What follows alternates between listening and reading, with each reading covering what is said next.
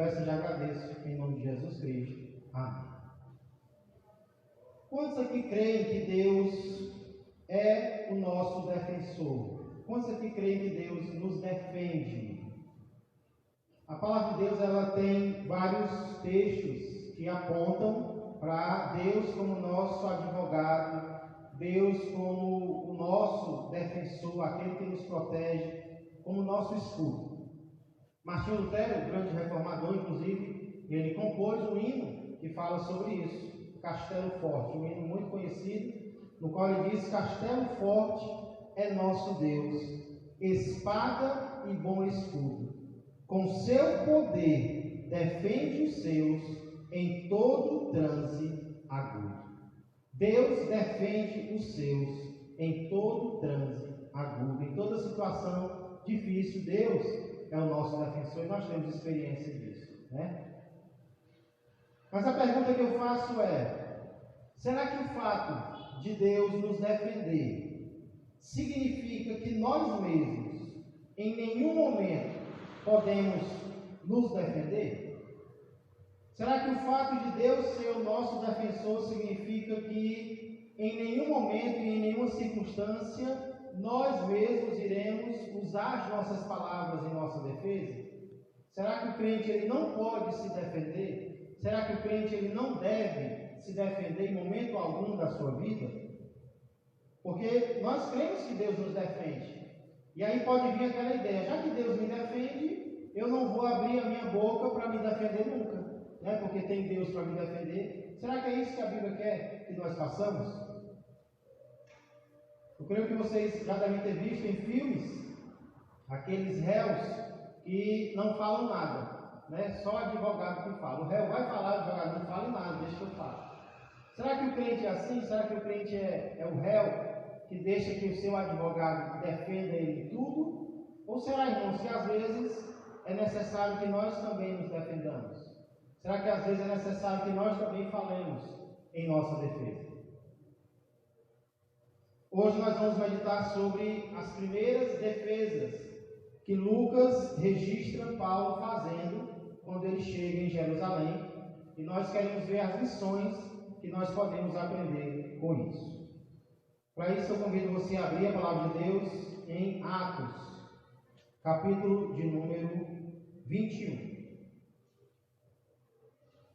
Atos, capítulo de número 21.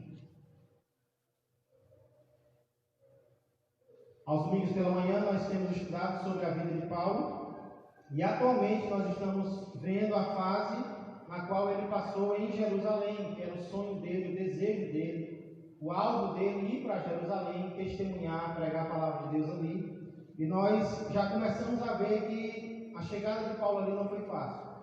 Ele começou falando coisas boas do que Deus tinha feito na vida dele, porém ele já enfrentou boatos a seu respeito, ideias, notícias erradas a seu respeito, e ele até sofreu por causa disso. Hoje nós iremos ver as 3 primeiras defesas que ele precisou fazer ali.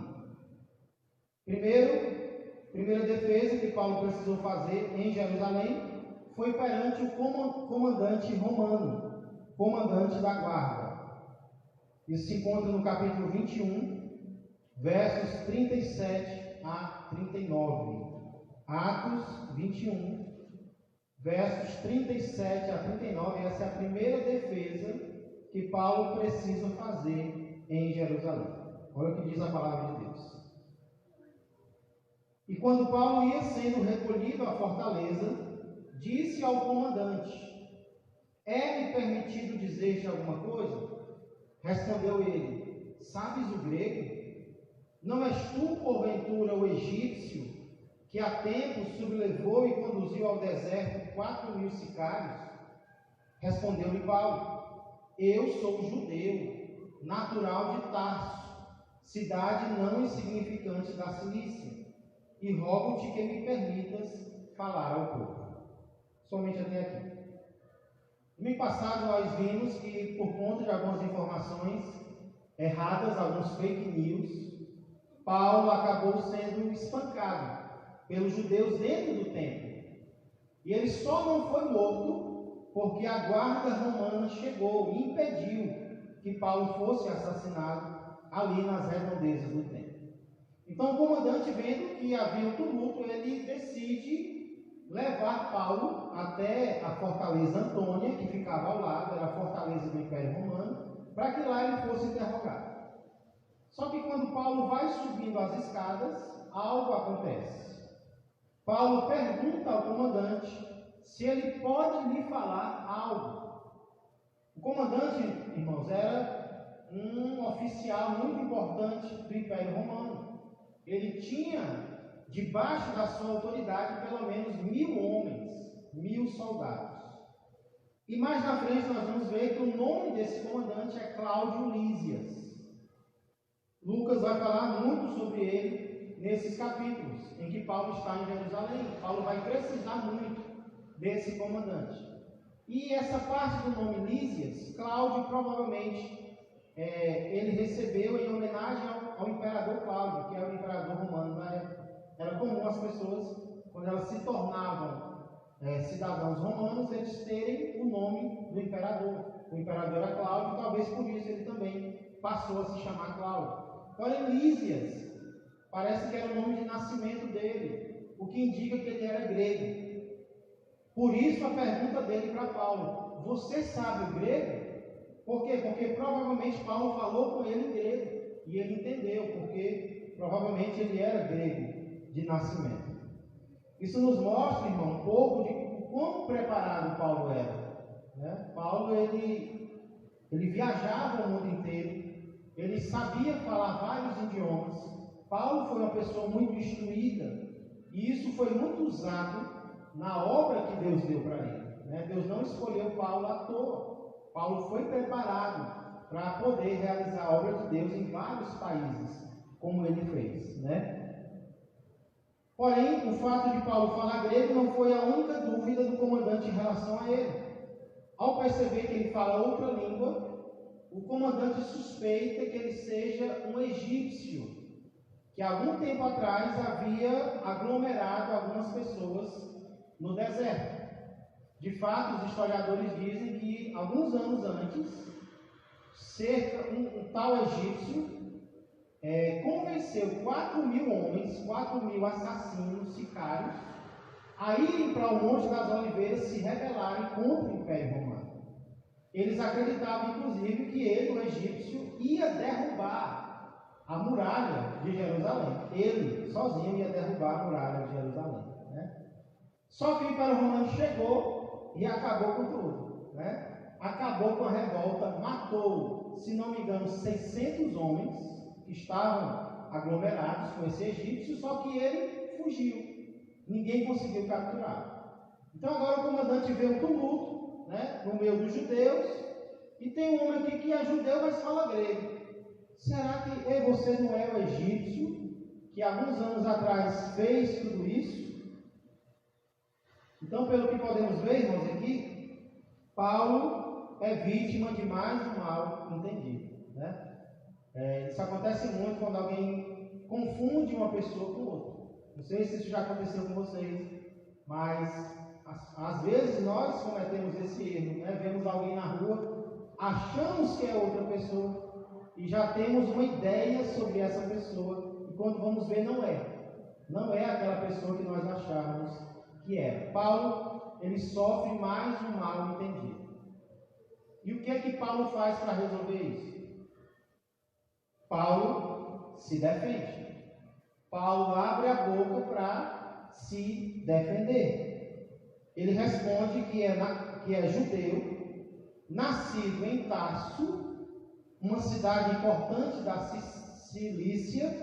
Eu confundo Sicília com Cilícia. Cilícia. E de fato, Tarso era uma cidade muito importante, culturalmente falando. Tinha até universidade em Tarso. Já naquela época, era um centro cultural muito desenvolvido, né? E aí, depois que Paulo diz quem ele é, depois que Paulo diz, não, você está enganado, eu não sou esse egípcio, eu sou judeu, eu nasci em Tarso, tem nada a ver com esse egípcio, não. Aí Paulo faz o pedido que ele quer fazer. Você me permite falar com o povo?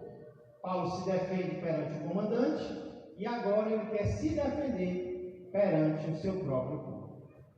E nós vamos ver agora, em segundo lugar, a defesa de Paulo perante os judeus. Mas antes, irmãos, note comigo, se Paulo fosse o egípcio, o comandante permitiria que ele falasse ao povo? Não. Por quê? Porque o egípcio foi alguém que criou uma revolta, que trouxe problema para Roma. Então, Paulo estava correndo o risco de ter uma porta fechada por causa de uma ideia errada sobre ele. Algumas portas na nossa vida vão se fechar porque as pessoas vão pensar que nós somos quem nós não somos, ou que nós fizemos o que nós não fizemos. A porta para Paulo ia se fechar, porque o homem o confundiu com outra pessoa. E o que foi que Paulo fez para resolver isso? Ele abriu a boca e explicou. Ele se defendeu. Então, essa é a primeira defesa que Paulo faz. E quando ele se defende, o que a porta faz? A porta se abre. Então, precisamos ter cuidado com confusões a nosso respeito. Se nós soubermos dela, será que nós devemos nos defender? Essa é a pergunta que está sendo feita e na qual nós estamos meditando. Paulo se defendeu, primeiro, perante o comandante. Eu não sou essa pessoa que você acha que eu sou. Eu não fiz o que você acha que eu fiz. Ok? E aí nós vemos a defesa de Paulo agora perante os judeus. O começo dessa defesa se encontra no verso 14, do capítulo 21, e nos versos 1 e 2 do capítulo 22. Começando com o verso 40, 21 e 40. Obtida a permissão, Paulo, em pé na escada, fez com a mão sinal ao povo. Fez-se grande silêncio, e ele falou em língua hebraica, dizendo: irmãos e pais, ouvi agora a minha defesa. Defesa no grego é apologia perante vós. Verso 2 diz: quando ouviram que eles falavam em língua hebraica, guardaram ainda maior silêncio. E ele continuou. Quando o comandante dá permissão para Paulo, Paulo acena com a mão. Todo mundo estava olhando para ele, mas com raiva, né? E aí ele acena a mão como se quisesse falar. E em pé na escada, usando a escada de altar, né? Usando a escada de púlpito, ele começa a falar na língua do povo. Com o comandante, ele fala na língua do comandante, em grego. Com o seu povo, ele fala na língua do povo, que é o hebraico, ou melhor, o aramaico, que era a língua que se falava ali naquela região, né? O que Paulo está fazendo aqui? Paulo está se aproximando das pessoas. Paulo está se identificando com os judeus. Ele quer mostrar que ele também é um deles. Eles estão com raiva dele sem motivo. E aí ele começa a sua defesa. Primeira coisa que Paulo fala é sobre a sua origem, sobre a sua criação. Versos 3 a 5. Eu sou judeu, nasci em Tarso da Cilícia, mas criei-me nesta cidade, e aqui fui instruído aos pés de Gamaliel, segundo a exatidão da lei de nossos antepassados, sendo zeloso para com Deus, assim como todos vós o sois nos dias de hoje. Persegui este caminho até a morte, prendendo e metendo em cárceres homens e mulheres, de que são testemunhas o sumo sacerdote e todos os anciãos. Destes recebi cartas para os irmãos e ia para Damasco, no propósito de trazer manietados para Jerusalém, os que também lá estivessem, para serem punidos. Irmãos, no tempo Paulo foi acusado de ser contra o seu próprio povo, de ser contra a lei, mas ele vai se defender e mostrar que isso não é verdade. Ele diz: olha, eu sou judeu, eu nasci em Tarso da Cilícia, mas eu não me criei lá. Eu me criei aqui, nessa cidade na qual nós estamos. Eles estavam em Jerusalém. Eu me criei aqui em Jerusalém. Inclusive, eu fui instruído por Gamaliel. Gamaliel era um rabi muito respeitado, um rabi que instruía na lei de Deus. Então ele diz: olha, quem me ensinou foi Gamaliel. E eu fui zeloso, que nem vocês também são ainda hoje. Então, talvez até para mostrar que Paulo fez até mais do que eles, como judeu, ele diz: eu persegui o cristianismo. Eu persegui esse cristianismo do qual vocês têm raiva hoje. Tem até testemunha, o sumo sacerdote é testemunha, os anciãos, eu recebi cartas deles, e eu ia para Damasco, para prendê-los, para trazê-los para cá. Alguém poderia perguntar: o que foi que mudou, Senhor? Você tinha raiva desse povo, você perseguia, você era um judeu. E agora, o que foi que mudou? Aí Paulo explica o que foi que aconteceu no caminho para Damasco. Versos 6 a 11. Ora, aconteceu que indo de caminho, e já perto de Damasco, quase ao meio-dia, repentinamente, grande luz do céu brilhou ao redor de mim.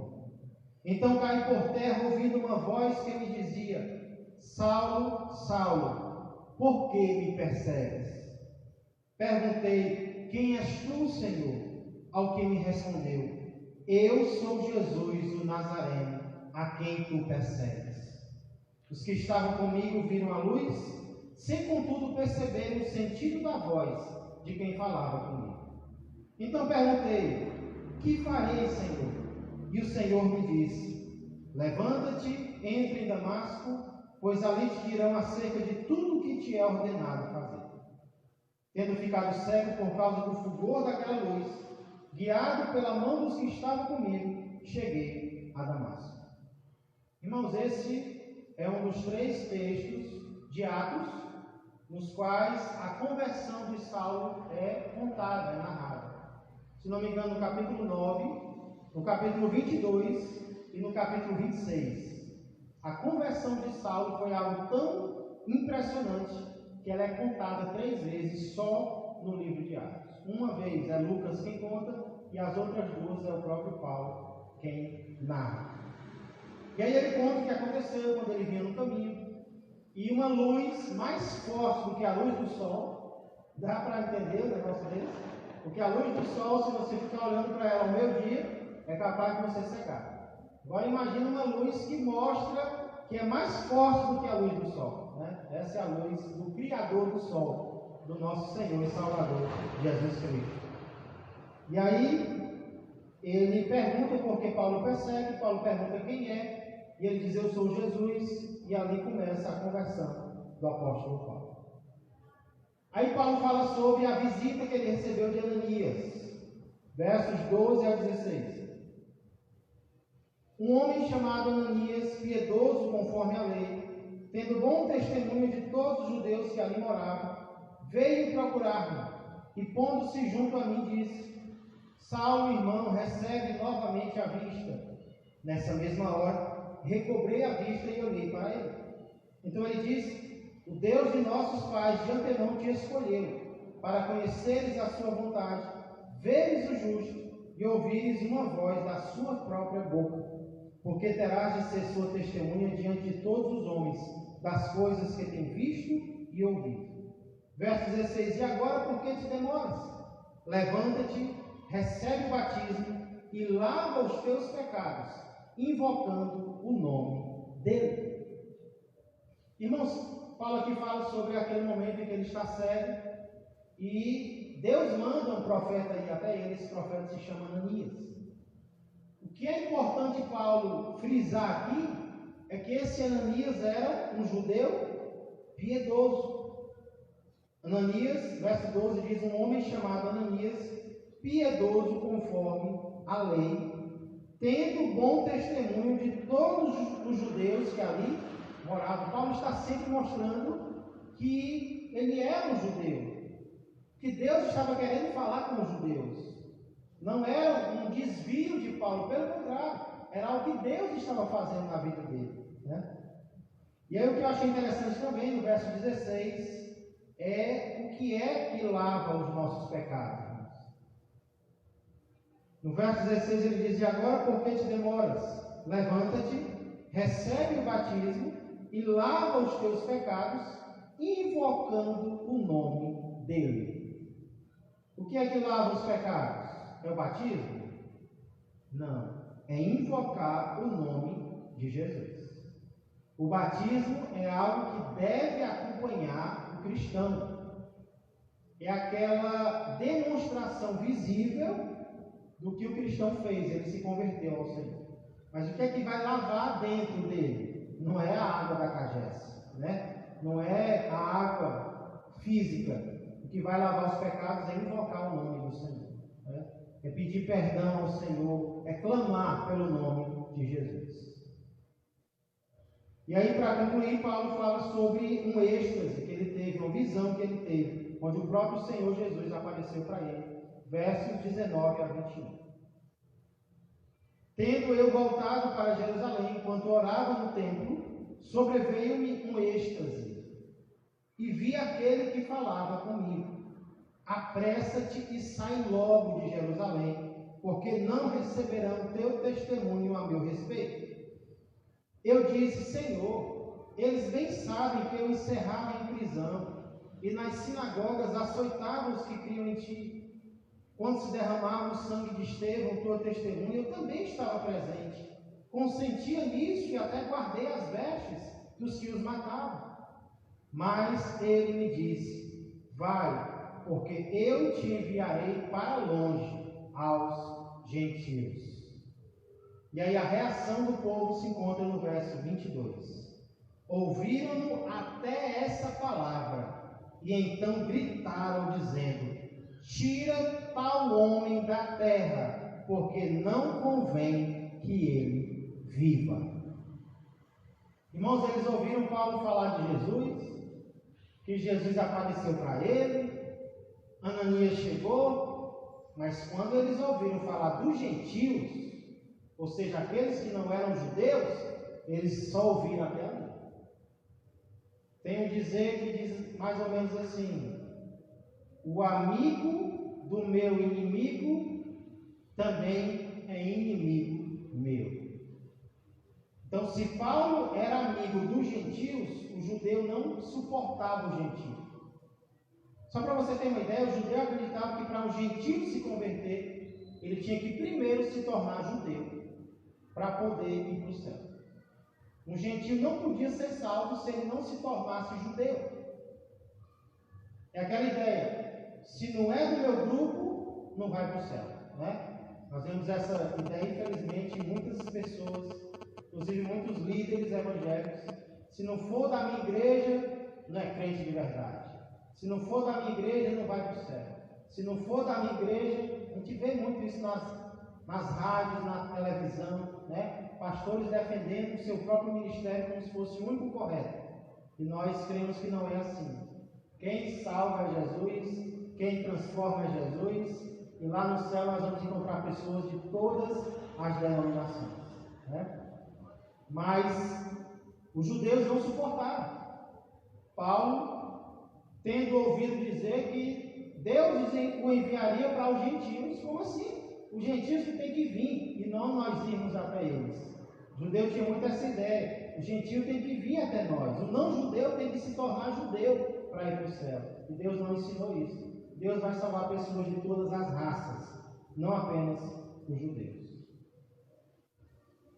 E aí, essa foi a segunda defesa de Paulo. Para concluir, Lucas ainda fala um pouco sobre uma terceira, que foi a defesa de Paulo perante os romanos. Romanos aqui é o centurião e o comandante. Versos 23 a 29.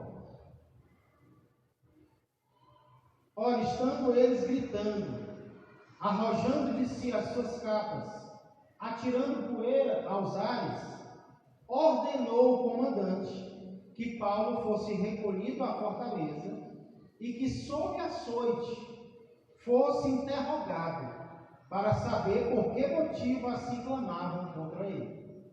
Quando estavam amarrando com correias, disse Paulo ao centurião presente: ser-vos-á porventura lícito açoitar o cidadão romano sem estar condenado? Ouvindo isto, o centurião procurou o comandante e lhe disse: que estás para fazer? Porque este homem é cidadão romano. Vindo o comandante, perguntou a Paulo: dize-me, és tu romano? Ele disse: sou. Respondeu o comandante: a mim me custou grande soma de dinheiro este título de cidadão. Disse Paulo: pois eu tenho por direito de nascimento. Imediatamente se afastaram os que estavam para o inquirir com açoites. O próprio comandante sentiu-se receoso quando soube que Paulo era romano, porque o mandaram amarrar. Irmãos, o que nós vemos aqui? A situação fica difícil, os judeus ficam com raiva, ficam loucos, eles gritam, tiram a capa, atiram poeira para usar. Eles imaginam um monte de doido levantando poeira. Para quê? Né? Talvez para ninguém ver a hora que eles iam pegar Paulo e iam matar Paulo. Né? Aí o comandante ordenou que Paulo fosse recolhido à fortaleza. Lembra que ele estava indo para lá quando ele pediu para falar com o povo. E agora o povo fica doido, louco. E aí o comandante diz: leva esse homem. E açoitando ele, interroga. Porque esse era o método romano, né? Tortura. Açoita ele, interroga por que tem tanta gente com raiva dele.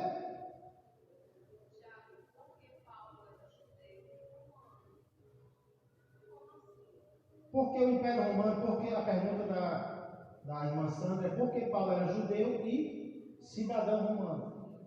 Porque o Império Romano, ele conquistou muitos países. E ele permitia que os países conquistados continuassem com a sua nacionalidade. Né? Ele não mudava. Agora você é só romano. Não.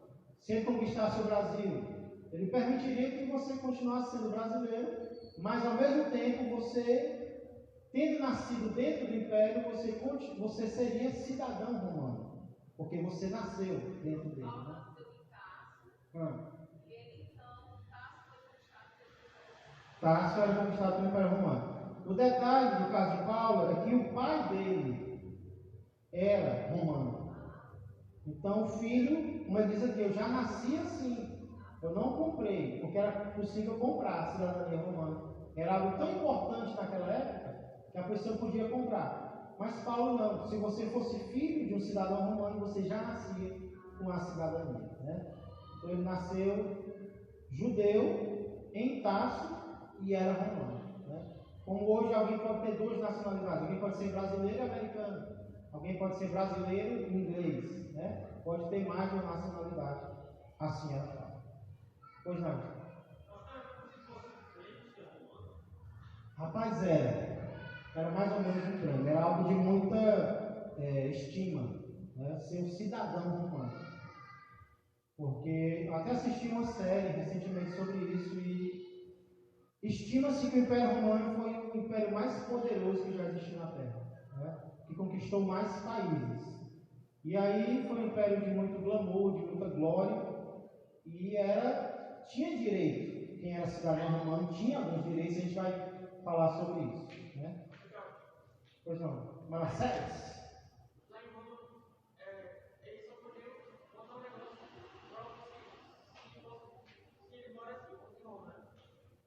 Sim. Eu só seria cidadão romano se morasse em Roma? Sim. Para montar negócio em Roma, eles só poderiam montar um negócio lá em Roma, né? Um negócio próprio, se eles fossem romanos, né? Exatamente. Esse é um dos privilégios. Só poderia montar um negócio em Roma se fosse cidadão romano. Né? Então tinha umas regalias para o cidadão romano. E uma delas Paulo vai usar agora. Porque o comandante, vendo que a situação ficou difícil, ele manda açoitar em Paulo para perguntar o que foi que ele fez. Se ele não é o egípcio, alguma coisa ele fez. Só que tinha um problema com esse açoite. O primeiro problema é que esse açoitamento romano era cruel demais. Tanto é que alguns açoitados não suportavam. Morriam só no açoite. Por quê? Porque ele era feito com um flagelo, que era uma espécie, acho que vocês já viram em filmes, talvez, de Paixão de Cristo. Era um chicote feito com tiras de couro, mas também com pedaços de metal nas tiras de couro. Então, maltratava muito a pessoa. E o comandante ordena que Paulo seja açoitado com esse chicote. Então, esse era o primeiro problema. Ia maltratar demais Paulo. Mas tinha um problema maior que esse. É que Paulo era cidadão romano. E era proibido, olha uma regalia, era proibido açoitar um cidadão romano sem julgamento, sem que ele fosse condenado. Só para interrogar não podia. E aí, quando estão amarrando Paulo, Paulo esperando para ver se é isso mesmo que eles querem fazer com ele, Paulo pergunta: é permitido vocês açoitarem um cidadão romano sem ele ser condenado? Todos sabem que não. Paulo conhecia a lei, tanto a lei de Deus como também a lei humana. E ele usou isso muitas vezes, E aí quem está amarrando Paulo, quem está, digamos assim, supervisionando é um centurião. Centurião era um chefe de 100. E aí o centurião corre para o comandante e pergunta: o que você vai fazer? Ele é cidadão romano. E aí o comandante não acredita e vai lá, na filhinha indiana, e vai lá perguntar para Paulo: Paulo, você é cidadão romano? E ele disse: sim. Pois é como se ele dissesse: eu também sou, só que para mim custou caro, viu, ser cidadão romano. Irmãos, como eu disse, naquela época, na época do imperador Cláudio, os historiadores dizem que algumas cidadanias romanas eram vendidas. Ele queria arrecadar mais dinheiro. Então, mesmo que você não tivesse nascido romano, você poderia se tornar como? Pagando muito dinheiro mesmo. E esse comandante Cláudio Lísias, ele comprou. E era normal, quando alguém comprava a cidadania romana, que ele trocasse o nome dele pelo nome do imperador. Por isso ele passou a se chamar Cláudio. Lísias era o nome dele mesmo, grego. E ele disse: pois eu gastei caro, tu tem dinheiro, tu teve dinheiro para comprar? Aí Paulo diz: não, eu já nasci assim. Eu tenho por direito de nascimento, não comprei nada, já nasci foi desse jeito. Irmãos, quando Paulo diz isso, ele se afasta. Os soldados se afastam e o próprio comandante fica receoso, porque ele lembra o que foi que eu fiz nesse homem. Irmão, ele poderia ser punido, ele poderia ser afastado e ele poderia até ser morto, o comandante, porque ele açoitou, ele maltratou o cidadão romano. Então, olha como Paulo foi preparado a dedo, foi preparado com cuidado por Deus para a obra que ele teve. O que é interessante aqui, irmãos, é que, olha que ironia, quando os romanos descobrem quem Paulo é, eles respeitam Paulo. Quando os judeus descobrem quem Paulo é, eles querem matar Paulo. Mais ainda. Então, irmãos, o que isso nos ensina? Às vezes nós seremos respeitados pelos de fora e desprezados pelos de casa. Às vezes os nossos vão nos desprezar. Quanto mais souberem quem nós somos, não se admirem se muitas vezes o desprezo vier de pessoas próximas a você. Porque a Bíblia mostra, o próprio Jesus diz que o profeta não tem honra na sua própria casa. Às vezes nós temos que orar para alguém, para Deus levantar alguém para falar com os nossos, porque às vezes ouve mais o de fora do que mesmo de dentro. Com Paulo foi assim. Os romanos, que não eram cristãos, que não eram conhecedores da Bíblia, o respeitaram, se afastaram, e os judeus queriam matá-lo. Ele se defendeu para os dois grupos. Um o respeitou, o outro o desprezou. Então, isso é algo para o qual nós precisamos estar preparados para receber o respeito de uns e a rejeição de outros. Às vezes, alguém é tão respeitado por uns e é tão rejeitado por outros. Por quê? Está aqui a explicação. né? É bíblico isso. E aí, essa é uma das lições que nós tiramos, mas tem outras lições, depois a gente vai continuar vendo as aventuras de Paulo em Jerusalém. Mas antes eu queria encerrar, irmãos, chamando a atenção para algumas conclusões que nós podemos tirar desse texto, né? Primeiro, às vezes nós mesmos precisaremos nos defender. Essa é a primeira lição que nós podemos tirar aqui. Deus é o nosso defensor? Sim ou não? Sim. E muitas vezes Deus vai nos defender a tal ponto que nós nem vamos precisar abrir a boca. Louvado seja Ele. Fica calado aí, que o Senhor vai te defender. Amém. Porém, em outras situações, Deus vai querer que nós abramos a boca para nos defendermos. Sim. Paulo aqui, pelo menos 3 vezes, tem que abrir a própria boca para dizer quem ele é, quem ele não é, o que ele fez e o que ele não fez. Então nós não podemos esperar que Deus faça aquilo que nós podemos fazer. Porque senão, irmãos, algumas portas vão se fechar para nós e nós nem sabemos por quê. Está aqui a resposta. Que alguém está tendo uma ideia errada sobre você.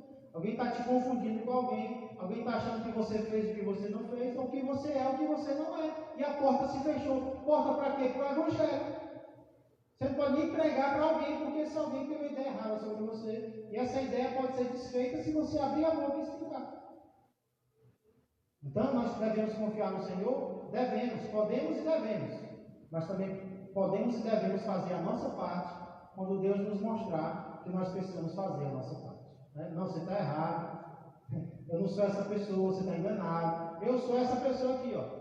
Aconteceu isso, isso e isso comigo. Né?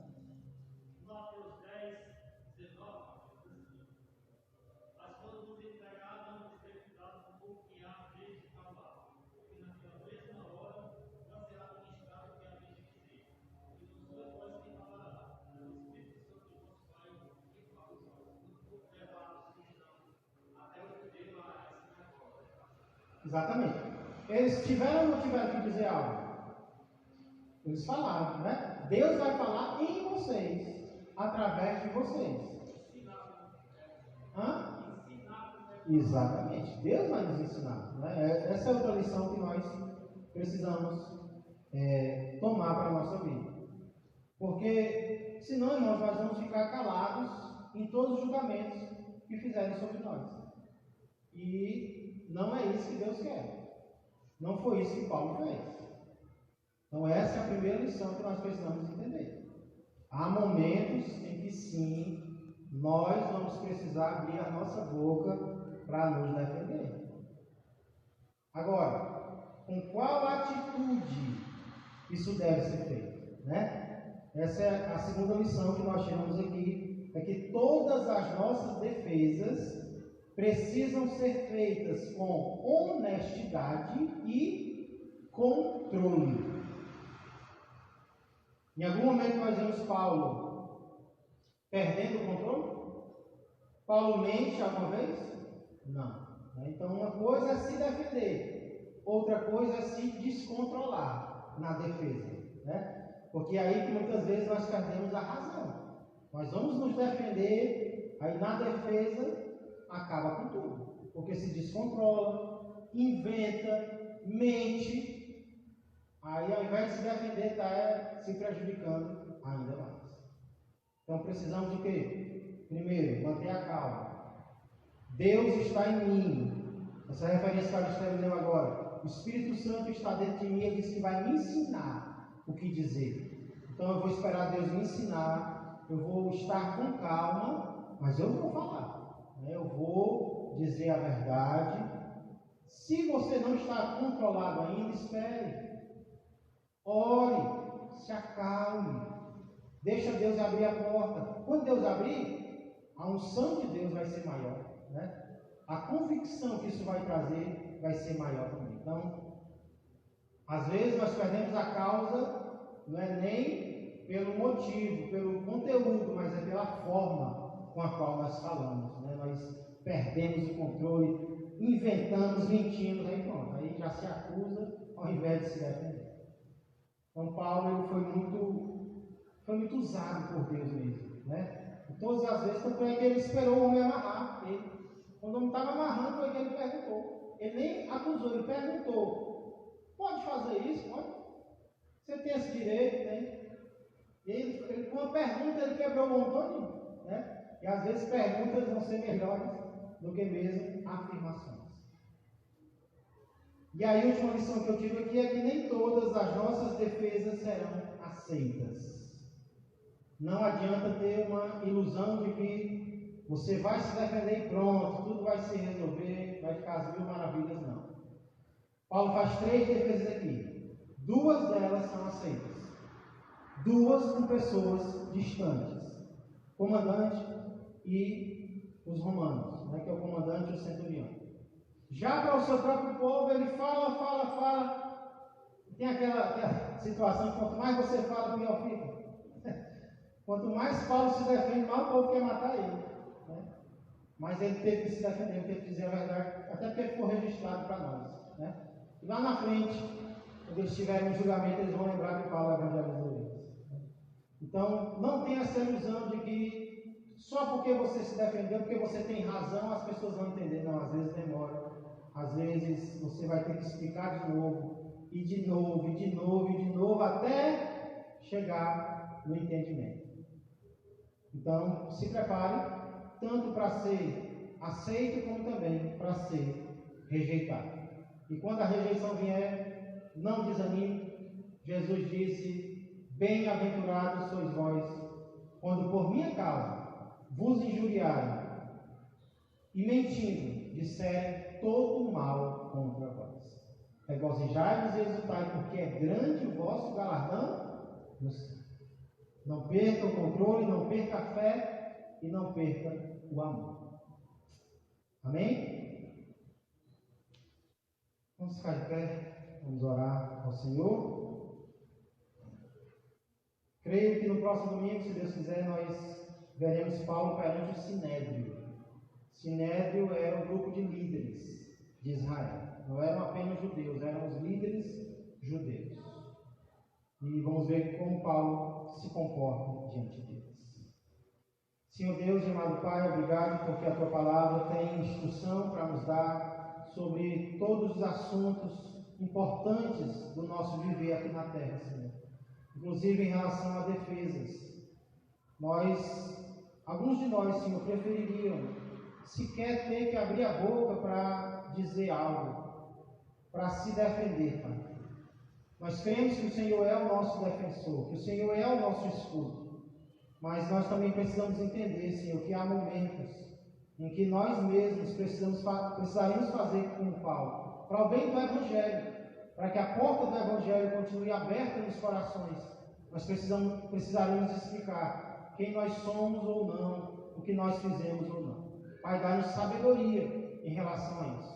Pai, dá conforto ao Teu povo em todas as situações, tanto a situação de aceitação, de entendimento por parte de alguém que nos ouviu, como também, Pai, de não aceitação, de rejeição. Eu sei que isso muitas vezes mexe conosco, nos faz sofrer, saber que alguém está tendo, Senhor, uma ideia errada a nosso respeito. Mas isso faz parte do Evangelho, faz parte de ser um seguidor do Senhor. Isso não deve nos desanimar, porque, quem sabe, mais cedo ou mais tarde, a ideia desta pessoa mude a nosso respeito, e principalmente em relação ao nosso Senhor e Salvador Jesus Cristo. Essa é a nossa preocupação maior, Pai. Não é o que alguém pensa sobre nós, mas é o que alguém pensa daquele a quem nós servimos. Ajuda-nos, Pai, dá-nos sabedoria, firmeza, fé, amor, e que tudo seja feito para a Tua honra e para a Tua glória. Por tudo isso eu peço e já agradeço, em nome de Jesus, que a graça do Senhor, que o amor do Pai e que a comunhão do Espírito Santo permaneçam e cresçam mais e mais na vida e na família de todos vós. Um ótimo dia a todos. Que Deus os abençoe.